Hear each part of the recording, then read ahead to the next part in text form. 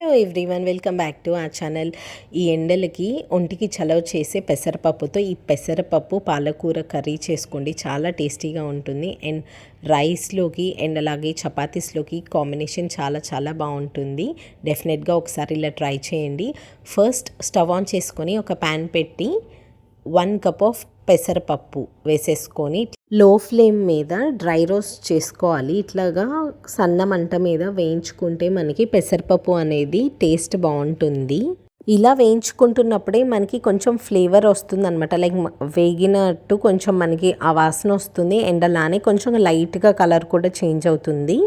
And ఎక్కువ వేగాల్సిన అవసరం లేదనమాట. దాన్ని తీసేసుకొని మనం దేంట్లో అయితే ప్రెషర్ కుక్ చేసుకుంటున్నామో ఆ ప్రెషర్ కుక్కర్లోకి ట్రాన్స్ఫర్ చేసేసుకొని వాటర్ పోసుకొని నీట్గా వాష్ చేసేసుకోవాలి. ఒక 3 to 4 టైమ్స్ వాష్ చేసుకోవాలి. ఏమైనా డస్ట్ కానీ ఏమైనా ఉంటే నీట్గా పోతుందనమాట. సో డెఫినెట్గా వాష్ అయితే చేసుకోవాలి. ఇలా వాష్ చేసుకున్న తర్వాత వాటర్ కూడా చేంజ్ చేసేసుకొని దీనిలోకి వాటర్ తీసుకుంటున్నాం. మనం ఏ కప్పుతో అయితే పెసరపప్పుని మెజర్ చేసి తీసుకున్నాము సో అదే కప్పుతోనే మళ్ళీ వాటర్ని కూడా తీసుకోవాలి.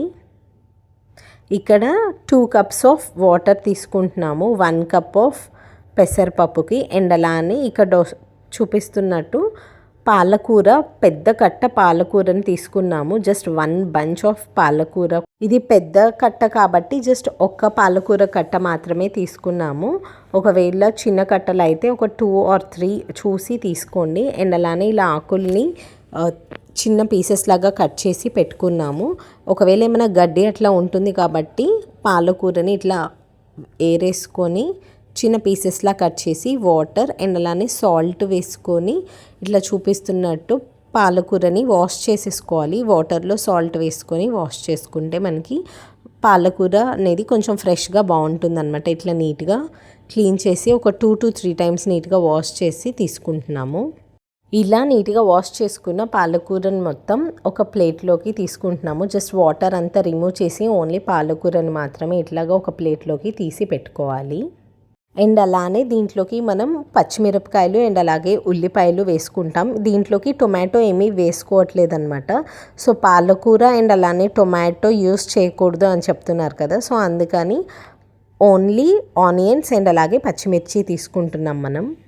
మనం వాష్ చేసుకొని వాటర్ పోసి పెట్టుకున్న పెసరపప్పులో కట్ చేసుకున్న ఉల్లిపాయ ముక్కలు అండ్ అలాగే పచ్చిమిరపకాయ ముక్కల్ని వేసేసుకోవాలి. అండ్ దీనిలోకి కొంచెం పసుపు అండ్ అలాగే కారం కూడా వేసుకుంటున్నాము. సో పచ్చిమిరపకాయ వేసుకున్నాము కాబట్టి కారం చూసుకొని యాడ్ చేసుకోండి. ఇక్కడ మసాలా కారం తీసుకున్నాము. ఒకవేళ మసాలా కారం మీ దగ్గర అవైలబుల్లో లేకపోతే నార్మల్ కూర కారం ఆర్ పచ్చడి కారం ఏ కారం ఉంటే ఆ కారం వేసేసుకోవచ్చు. అండ్ అలానే కొంచెం నూనె వేసుకుంటున్నాము. మనకి విజిల్స్ వచ్చేటప్పుడు కిచెన్ మొత్తం మెస్సీగా అవ్వకుండా హెల్ప్ చేస్తుంది అనమాట. జస్ట్ 1 స్పూన్ ఆఫ్ నూనె వేసుకుంటే సరిపోతుంది. అండ్ అలాగే కట్ చేసి నీట్గా వాష్ చేసి పెట్టుకున్న పాలకూర కూడా వేసేసుకొని స్టవ్ ఆన్ చేసి పెట్టుకోవాలి.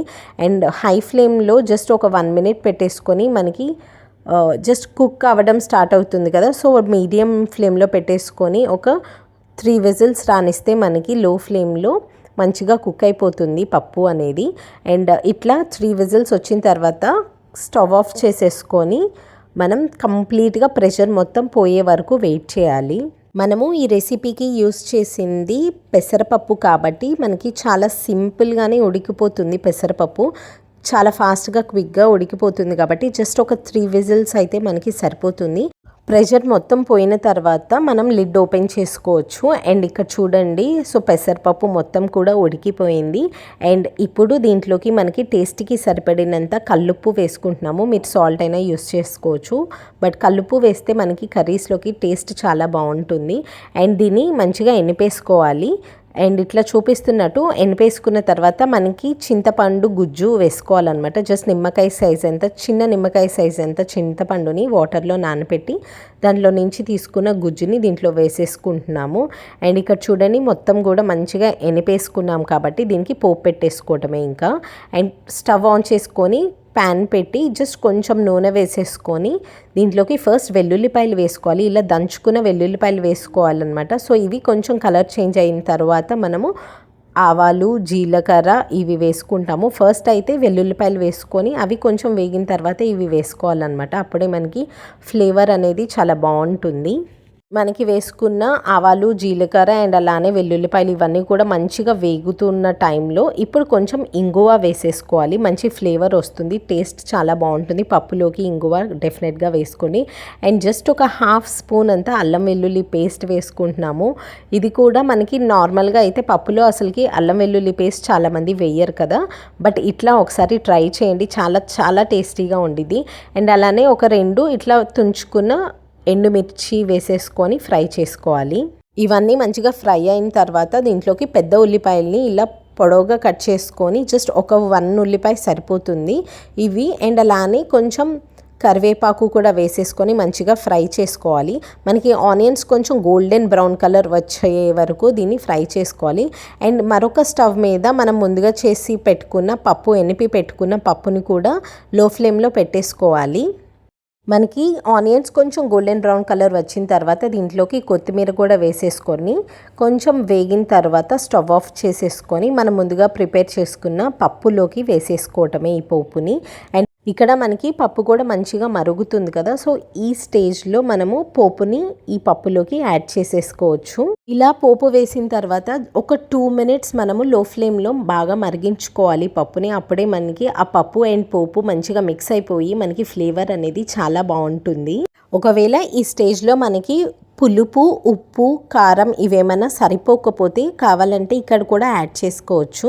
అండ్ ఫైనల్గా కొంచెం కొత్తిమీర వేసేసుకొని ఒక 2 to 3 మినిట్స్ లో ఫ్లేమ్లో కొంచెం సేపు మరిగించుకుంటే మనకి పప్పు అనేది టేస్ట్ చాలా బాగుంటుంది. అండ్ ఈ పప్పు దోశతో అండ్ అలానే చపాతీస్ ఆర్ రైస్ ఏ కాంబినేషన్తో తిన్నా కూడా చాలా చాలా బాగుంటుంది. డెఫినెట్గా ఒకసారి ఇలా ట్రై చేయండి. పెసరపప్పుతో చాలా మంచిది ఈ ఎండలకి. Thank you so much for watching this video. Please subscribe.